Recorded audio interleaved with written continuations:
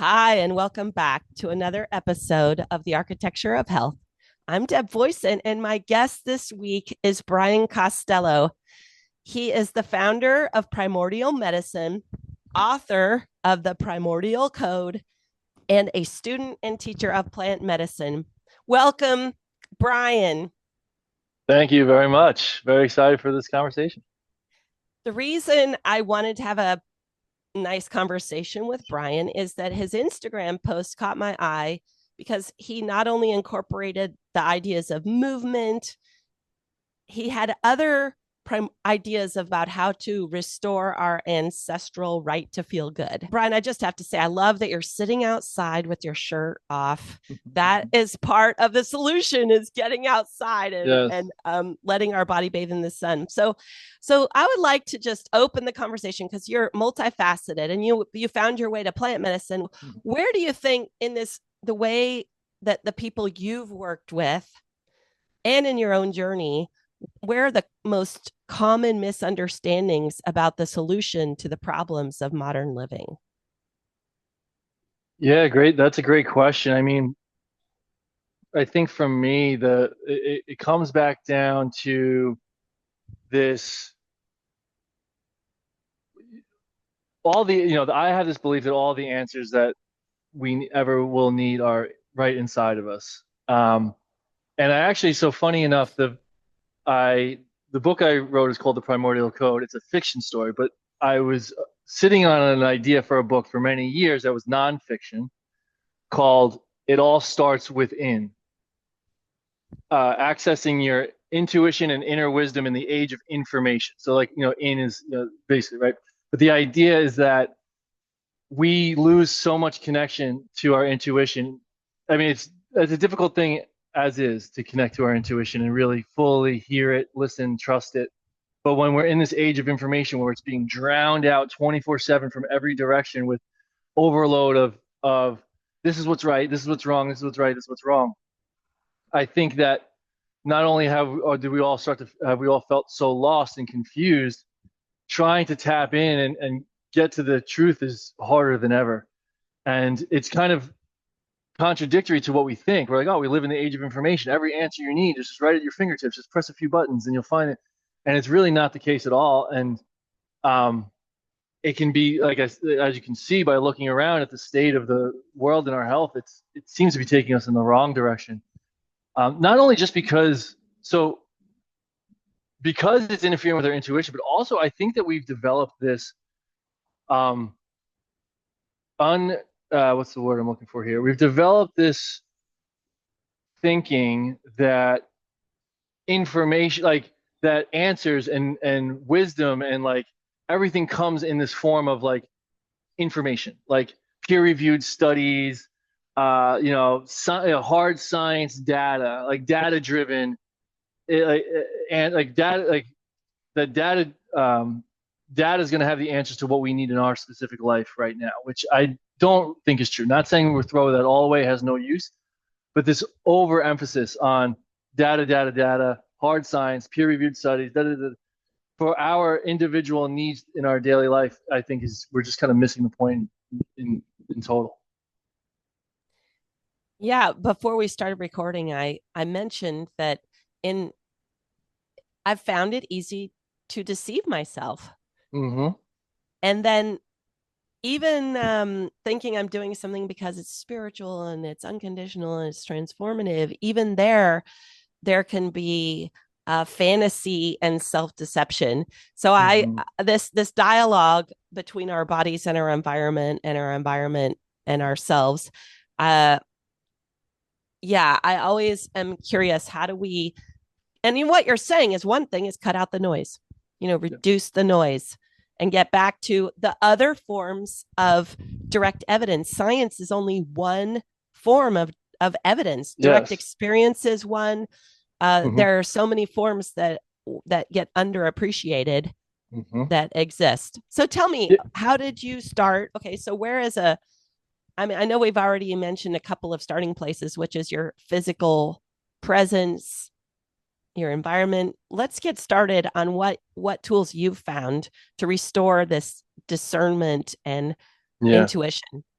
So it's funny. The main thing that really started to redirect my life was an extended fast. I did a 30. So, and I have to be cautious because we tend to get derailed on this whenever I bring it up anywhere. Not that I don't mind talking about it a little bit, but I did a 30-day extended fast. My wife and I did together, and that was about 8 years ago now. And it revolutionized my life.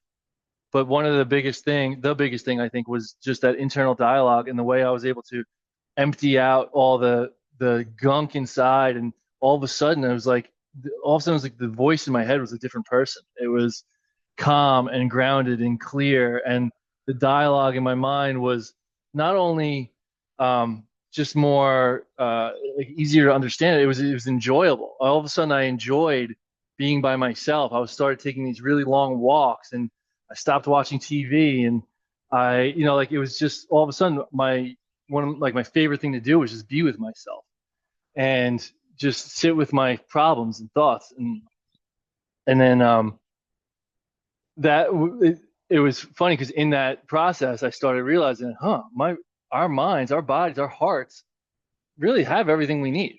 I just went 30 days without an ounce of without taking a bite of food. I didn't have like input really of anything, and yet I feel like I'm more complete than ever. I feel like I had more answers than ever. So between the fast and the year or two following, especially, it was just like, I don't normally use this term, but like downloads left and right. It was like I was living in a state of meditation almost, and started just like really writing things down and making sense of it, and kind of putting some like kind of like more concrete philosophies or frameworks in place to try to. I felt like I needed to tell the world. I'm like, guys, we've had it wrong the whole time. Like, you don't need all this stuff. You don't need all these. There used to be much more sciencey. I was a fitness coach, gym owner, very into like the sciencey side of stuff, and like just like my vision of what learning looked like was that.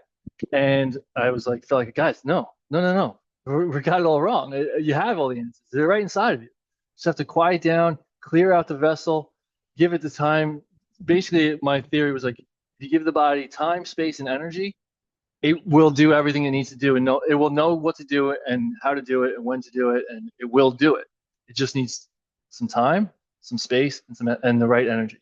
So, um, so anyway, I was like, I basically became committed to like showing this and sharing this with the world.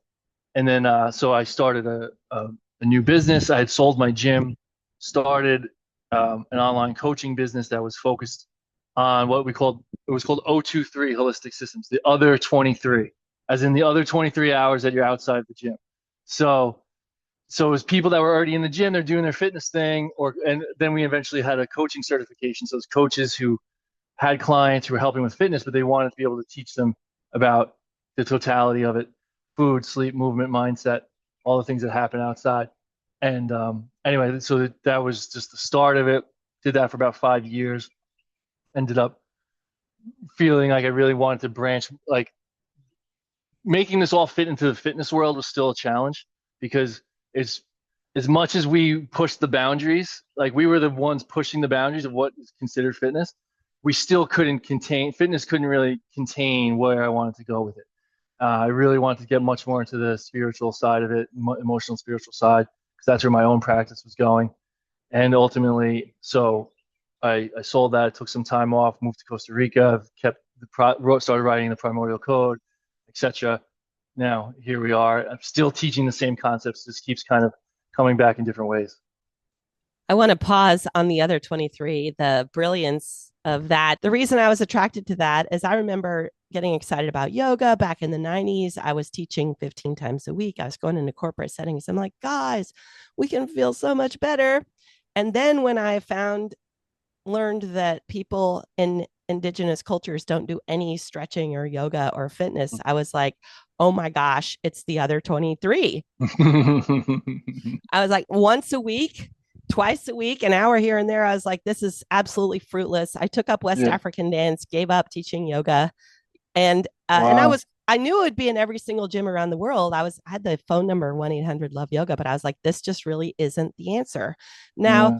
I'm coming full circle to and a Go Clay method, a Gene Couches, a Plum, all these lifestyle based things, but it was very hard to sell to a Yeah. bunch of Yeah. people that wanted all their problems fixed in an hour. They Yes. didn't really, Yes. but part of that was they didn't understand other lifestyles were were how to design a different lifestyle. Hmm. Tech jobs, long commutes, sitting in cars, and one of my philosophies became start where you are, and you can bring mindfulness to almost anything, even wiping your ass when you go to the bathroom. Okay, so now you moved out, and you built out more of these things. You documented a lot of your experience in the form of this fictional book, and that's interesting. You started it as nonfiction and you switched to fiction, because I've been only a nonfiction reader Me too. for 40 years. I want to know why Good fiction. question. Yeah. So it's funny. I don't read much fiction.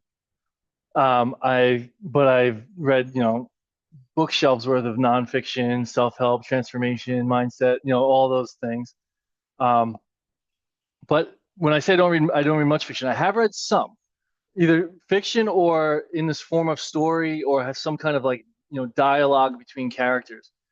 And what I've noticed is that I actually learn the most. It like clicked for me one day that I learn the most from these types. So a couple of quick examples. Conversations with God is a book. It's technically not fiction, but there's just like back and forth dialogue. So like he's claims to be having this conversation with God, but he's like, you get to ask.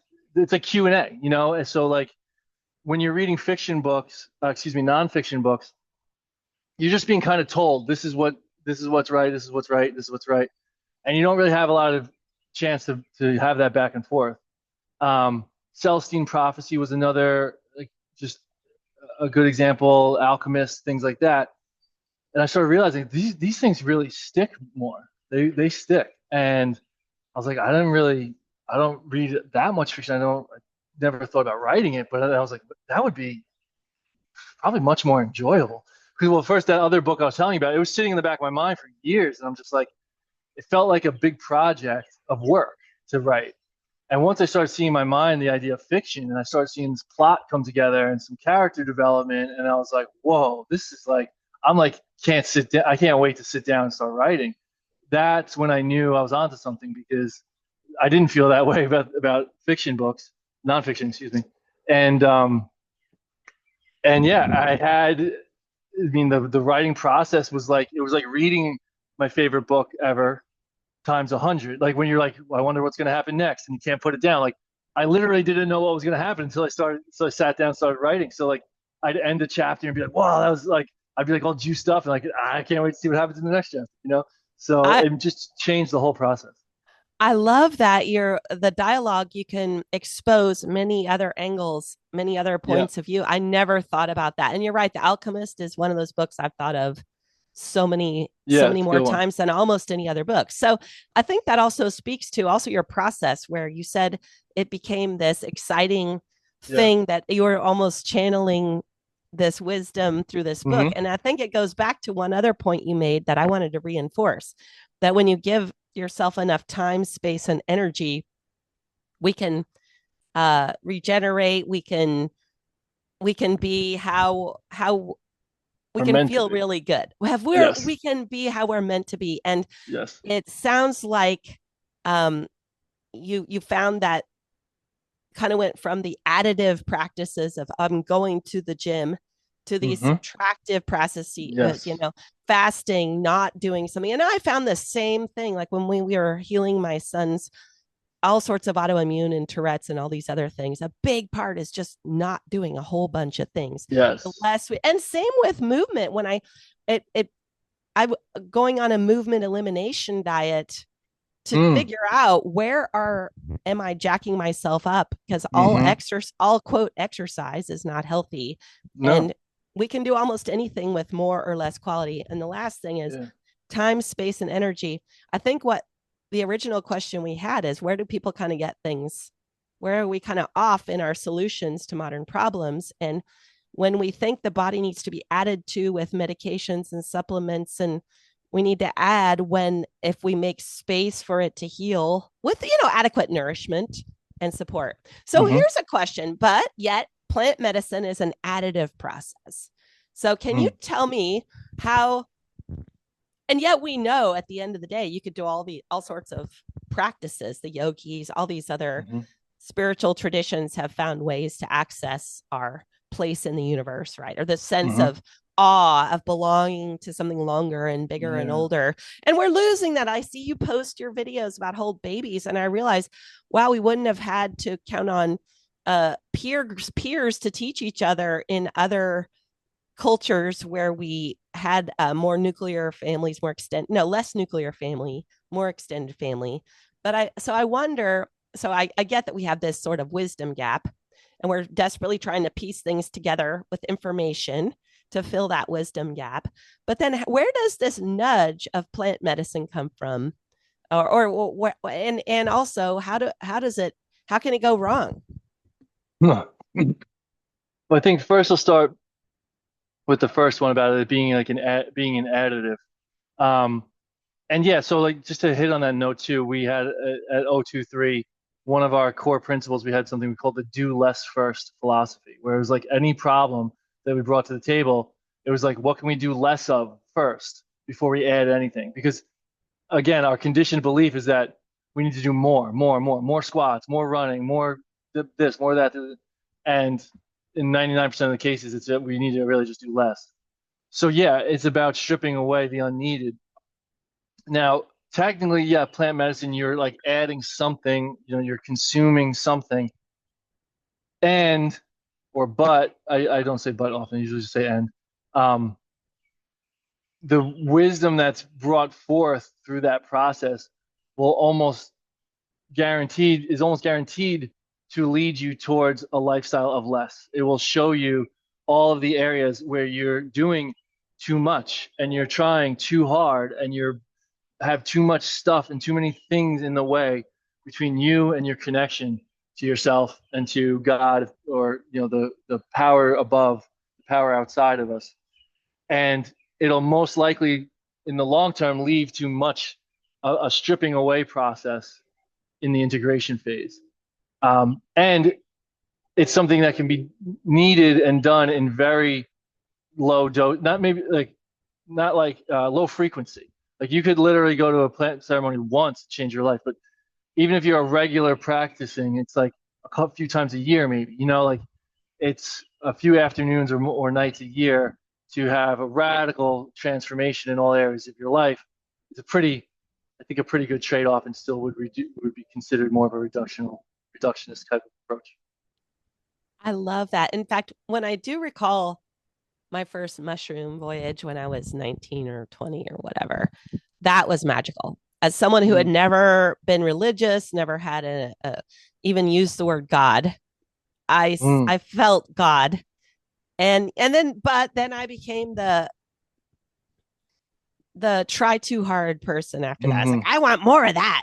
Like I Yeah, want to yeah, feel that more often. And yeah, instead of changing my lifestyle, I was looking to overuse hallucinogenic experience until I yes. had a terrible, like absolutely terrible one. And I didn't realize it was because someone had tried to kill me, and I wasn't finding a way to healthfully, safely process that. And it was that got me Well, to stop it forever. Got yeah, me okay. to just not do it again. And yet what you're saying, and yet I do recall that the reason I was spiraling away is the first time, if I'd have just stuck with that, wow, to feel that every cell of everything was interconnected, just the Mm-hmm. pulsing of life was all that was completely Mm, apparent. Yeah. mm. So tell me, how do you go about creating a safe experience in this realm? And I So, do mean the word safe. Like I've told you, yeah. where I went way too far, under supported, under Yes. integrated, in foreign places, ended up without shoes in a weird place in a city with people I didn't know, like really Yeah. weird stuff. So let's Yeah. talk about that. So yeah, that's great. And you kind of answered a lot of it right then and there when you're saying you're unsupported, unintegrated. Like, so just think the opposite. Set and setting. Well, I'll even take it a step further. Like set and setting is like a common phrase when it comes to plant medicine, but a lot of times it's more in okay, one even step further back. I kind of look at three ways to use medicine. There's recreational, intentional, and ceremonial. And recreational is like festivals, concerts. I highly recommend not doing that ever. Right? I would actually say don't ever do that. I mean, you can have a good experience. It's not my recommendation. Intentional is more like set and setting. I'm in a place. I'm with good people. We have some good music going. You know, we're kind of just looking to have a good time. Maybe tap in a little bit. Um, and then there's ceremonial, which is like I'm in a space designed to be a healing process where we're going to use these medicines to tap in, clear out, like connect with the highest power sources and purge what needs to purge, like whatever. Like I'm here for my healing, and I'm with facilitators who I trust, who I've spoken with ahead of time, who have given me preparation, education. They've made me feel safe. Afterwards, there's proper integration. I'll be supported in bringing my newfound wisdom into my life. Um, I'm not just kind of back on my own the next day. That's how you create safety. And with Primordial Medicine, which is a new venture that I'm launching, just not to plug, but just to quickly explain, we're really focused on that because the truth of the matter is a lot of this work is underground, whether you're doing it with qualified and experienced facilitators or not, it's still kind of underground because it's not totally legal. And most of the work I've done has been in that underground kind of way and with kind of standalone ceremonies. Like there'll maybe be a group call ahead of time, you go to the ceremony and then like an integration call afterwards. And it's changed my life in every possible way. It's been fantastic. I've introduced so many people to it. My whole family has been doing, attending ceremony in some capacity, and it's great. And I think there's another level to that process of, so with primordial medicine in our retreats, we have a month of preparation, weekly calls, guided meditations during the week, guided movement practice during the week, multiple opportunities, like exercises about prompting and journaling and like getting yourself really prepared, really understanding what's going to happen in that space. And then obviously there's the ceremony, and then another full month afterwards of integration coaching, collaboration with the group, and all that kind of stuff. So we're doing that because I think it's needed, and I think it's the next evolution of this kind of process as more and more people are exposed to it, and have heard stories similar to yours of like, I don't know, I have a friend that did this, or one time when I was a kid, I did, and like, so I'm scared. Not that we're going to try to like convince them of anything, but we want to create a space that they can step into and feel really like with fear, that those kind of fears at least are not part of the equation. Like if they're going to have some nerves about, going inward and tapping into their subconscious and seeing what's really there, like, yeah, there's going to be some nerves and fear around that, but that's the only kind of nerves and fear we really want to have. I love that you're bringing it back to whether you're going to be afraid of what you find in your own subconscious. And the Yes. interesting thing is that terrible trip, the death space. It was all about the death space, which is what I hadn't reconciled. Was I had numbed out that I knew someone had tried to erase me, and so the whole trip was really about the death space. But it lacked all of everything back then lacked the support. But the cool thing is, I did some PTSD work with someone in the last 5 years, and I'm going to have her as a guest on too, Oh, cool. so that there are many ways to access information that we are otherwise being controlled by, right? Yes. Yes. So one, okay, and I also, I've spent enough time in West Africa. I've looked at some of the older earth-based religions a little Hmm. bit. I went to Ecuador for a little bit. There was a group there that did some plant things, and I didn't participate.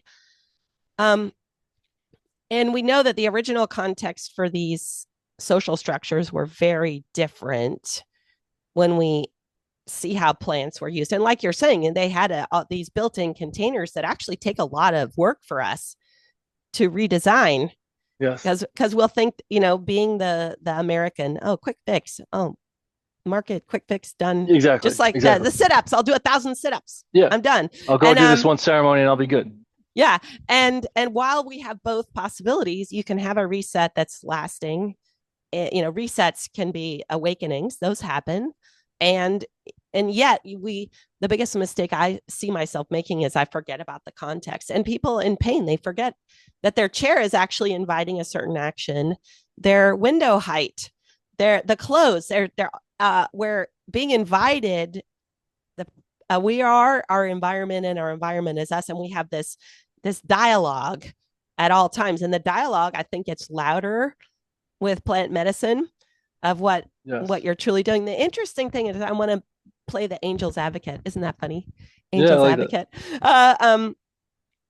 So I did also go to Benin. I went to a Vodun cult and observed some of the ceremonies and was part of some of the ceremonies. And the later, when I noticed some things in my life just not lining up, I started to go, wow, was that really authentically grounded in highest good for all, right? And I started to explore, okay, what is it that's the simplest solution to the spiritual problem, right? And I realized, oh, that's what Christianity is kind of saying: go straight to God, or at least some forms of it. It just goes straight to God.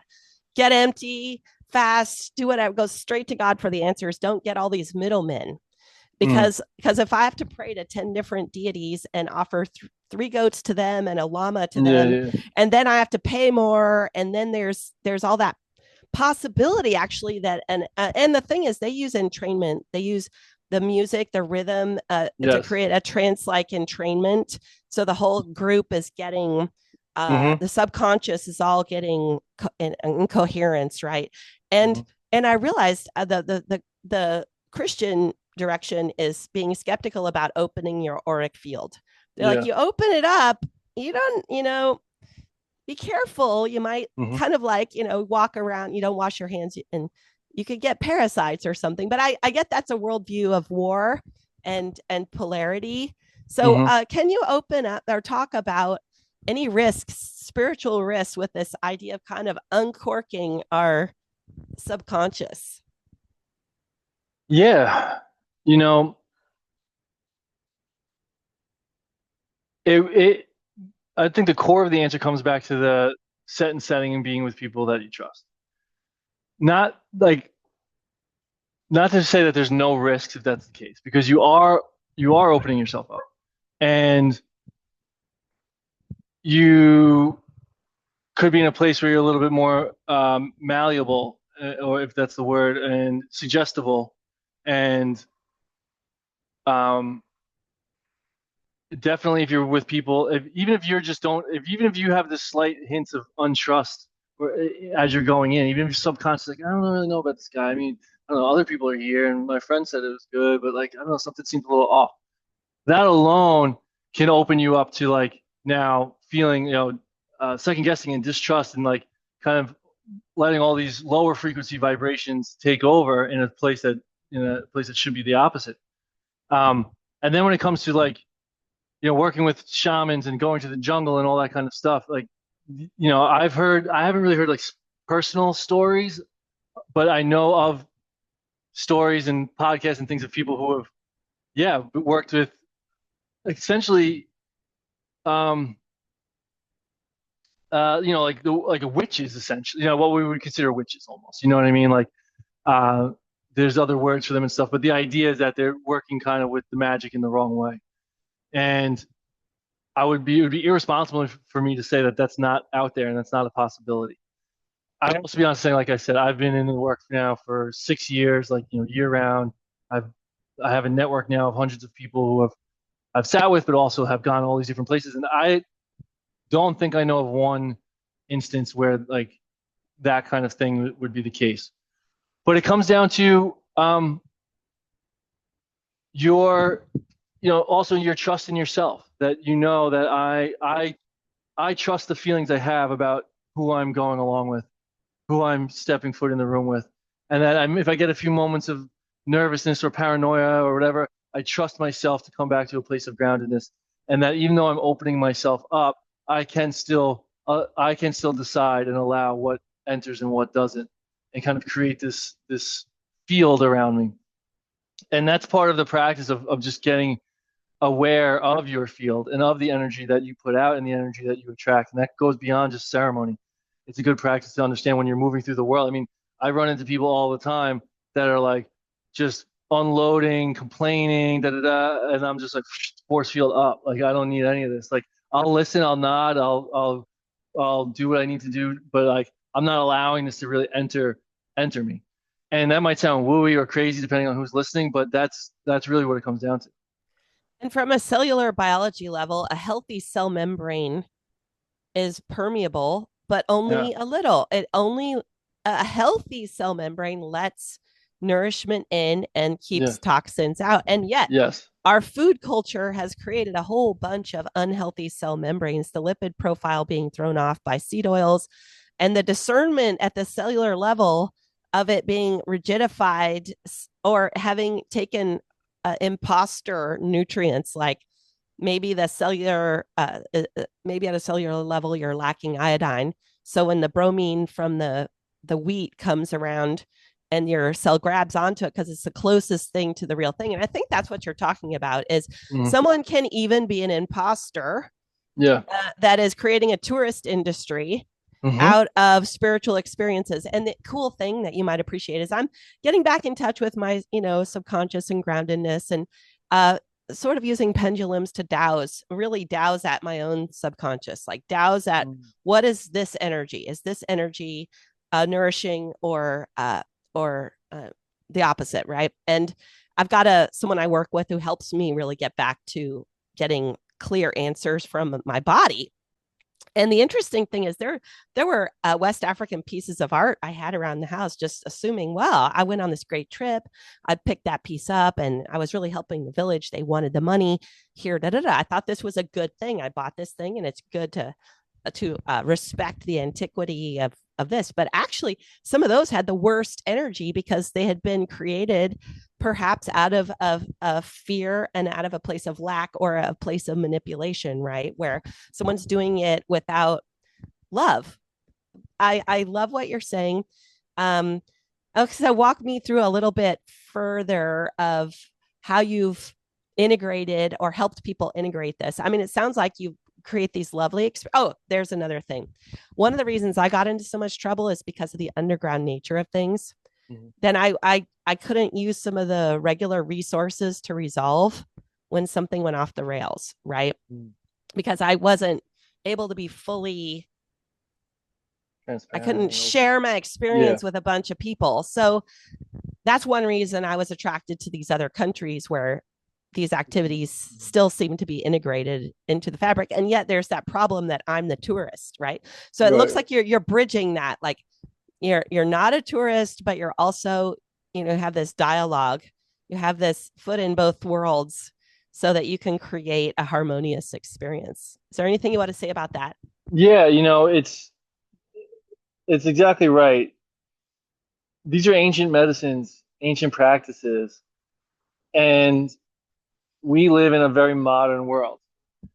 Um, so it's of course really important to honor these practices as as they are, as this ancient wisdom, these universal, timeless tools, and the application of them in the modern world is just it's going to be evolving compared to what it looked like thousands of years ago.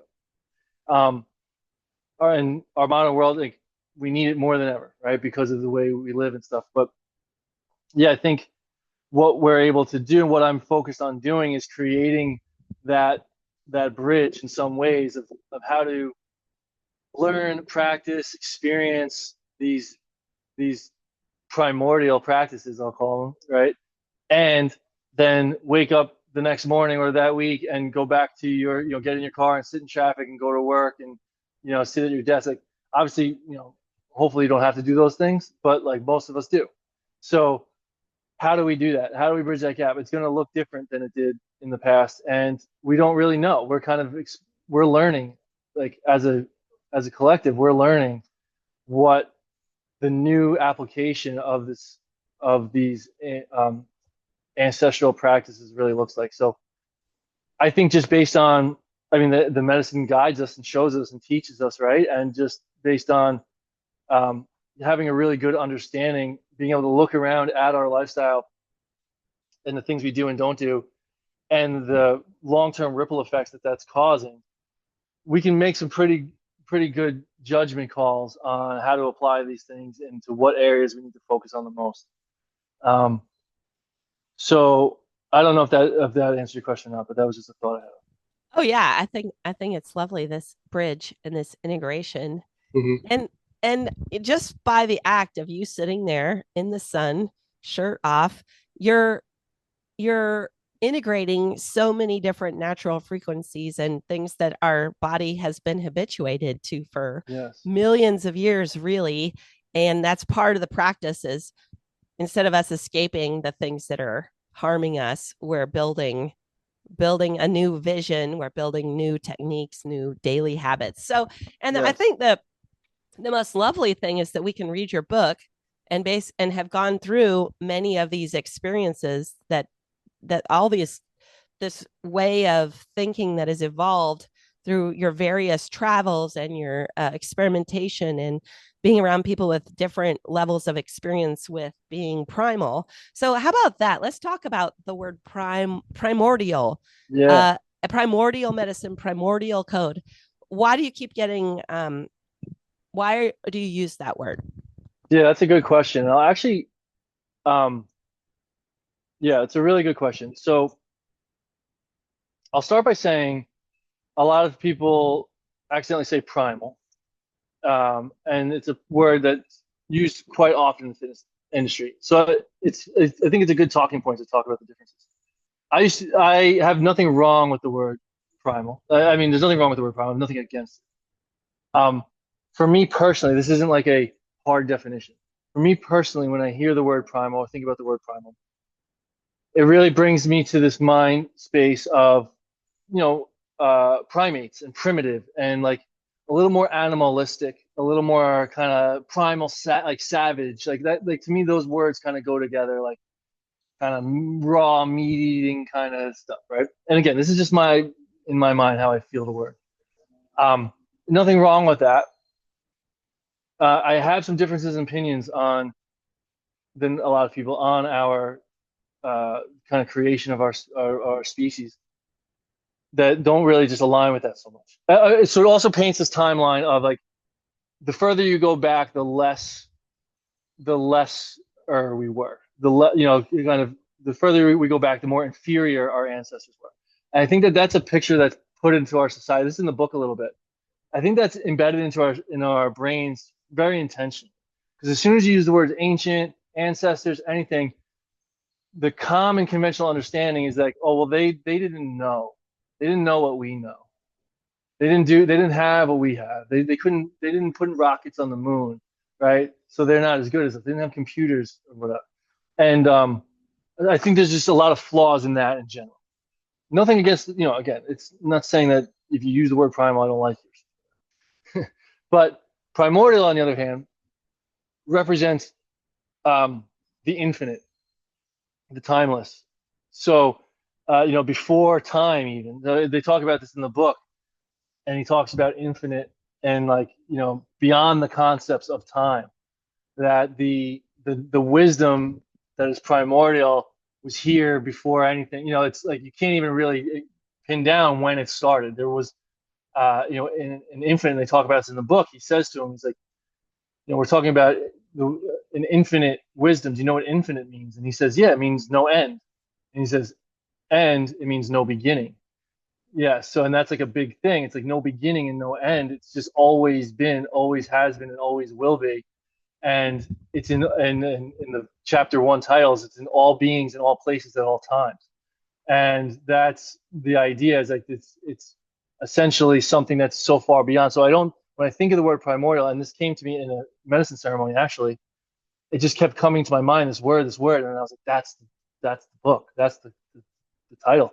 Um, when I think about that word, I don't think lesser than or backwards, or I only think all encompassing, bigger, higher. I think this bigger, higher, broader, greater kind of experience. Excuse me, not experience, greater knowledge, really, on all knowing. So does that make sense? I love that because also I was just writing about eye health the other day, and we're in a myopic culture that is straining because we keep looking at things right in front of our Yes. face Yes. versus awe-inspiring vistas and losing touch with something Hmm. so much bigger. And you've really kind of brought us full circle back to that first experience I had with mushrooms underground, where I Hmm. had a sense of all-encompassing awe, that it was not a small me grasping at the doings and the posturings and the tryings. It was the me that had always been and would always be part, and I was Hmm. part of something that always has been and will always be. And that's, Yes. I think, where we have this gap where most people aren't practicing any kind of a religion. I think that that was the highest vibration of religion, was always Yeah. trying to put ourselves into the will beyond our own, that we that this idea that all that is, and we have this confluence and this relationship. Yeah. Yeah.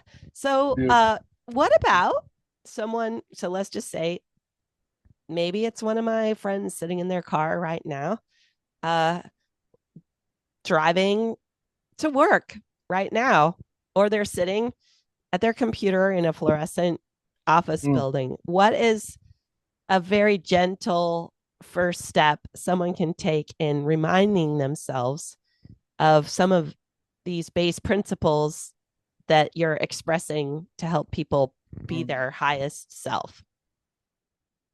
That's a good question. I mean, driving in the car and sitting at the desk are a little tricky. I'll answer. I'll reframe it a tiny bit because one of the biggest and most important things that I teach in this practice is this concept of connecting to the ground and getting on the floor. So driving the car might be a little bit of an exception, but as soon as you park or stop, um, and this is not, this groundwork practice is not mine alone, but I've really tailored it to this, um, to the kind of, it aligns with the medicine. I use it in ceremony. I use it in preparation for ceremony, but it's by no means something you need medicine for. And the idea of just how we connect to the ground, how we interact with the floor, or the, like you can say the world, how we interact with the world dictates how we interact with the world. And it starts with our ability to connect with the ground and move pressure through the whole system in a way that brings us into an alignment. And I call it primordial flow because I keep obviously the branding here, right? Primordial flow is this practice of pressing pause on life, essentially, grounding down, dropping the nervous system all the way down to the place where the body feels super safe. And in that space, I think is where we can start to remember, not learn, but remember what we're really capable of. And the voice inside will start to change. And as we process our own thoughts, even from a grounded place, it can be the same thoughts that have been buzzing around our head all day. But as soon as we're in a grounded state, that voice and the thoughts in the mind start to change and the energy starts to change and we start to feel more in control and not control, I don't use that, in command of these things, and start to be like, oh, that I could just probably just move that meeting back an hour, or I could probably just tell that guy that I'm not interested, or whatever it may be. Like, but the grounding sensation and the nervous system down regulation will not happen in this world without intention. We will not because of our environment, we won't default there. We have to go there on our own, and that starts to I think is the first step in kind of representing that fetal position in some ways, bringing it into a place of full safety and security, and remembering that we are protected, provided for, and loved. And that's where I would suggest as a starting place. I love that. And Not while you're driving them. not while you're driving. And yet, I remember when I was teaching the Go Clay method and balance and some of these I'm sorry. What was the uh, name of it you're saying? Go The Clay teaching the what? method and I don't think I know it. balance. There, well, at one point they tried branding it as primal posture, Hmm. but that didn't fly. And then they tried remember when it didn't hurt, and that didn't Okay. fly. The interesting thing in that practice is we start by at least accepting that, oh, our version of the ground right now might be the chair or the bed. Yes. And Yes. while we're sitting right now, there's some version of the ground.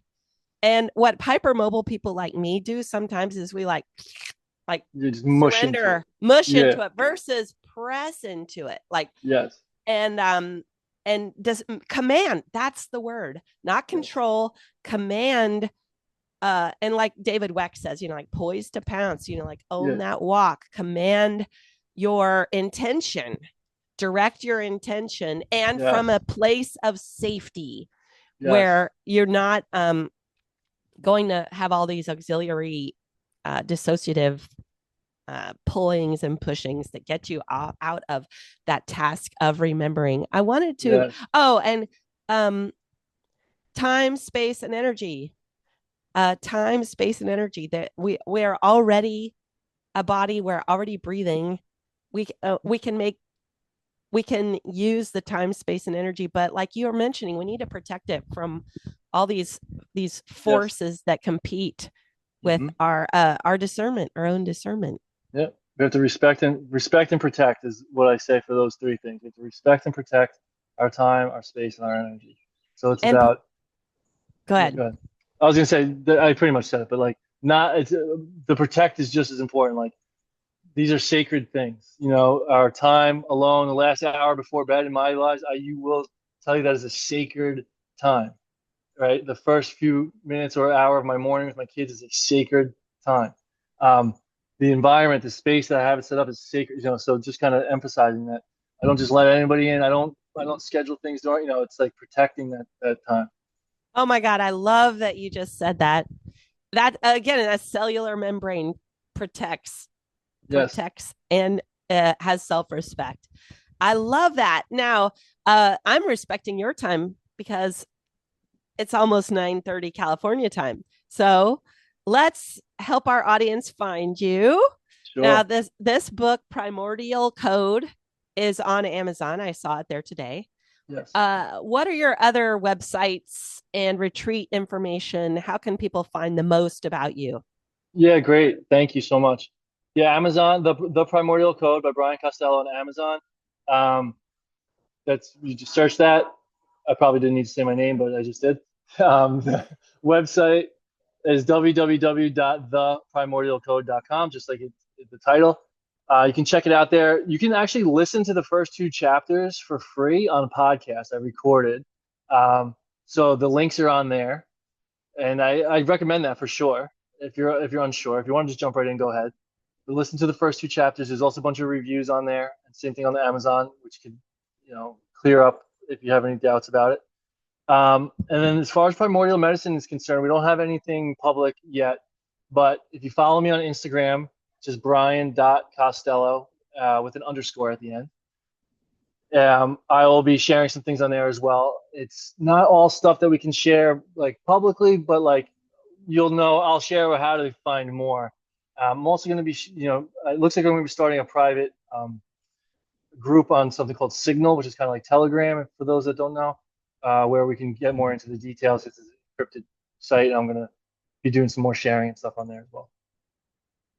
I love it. And to close, I would like to just come back to that idea of the timeless and the infinite. We are just remembering the timeless and infinite. It doesn't have to be that hard.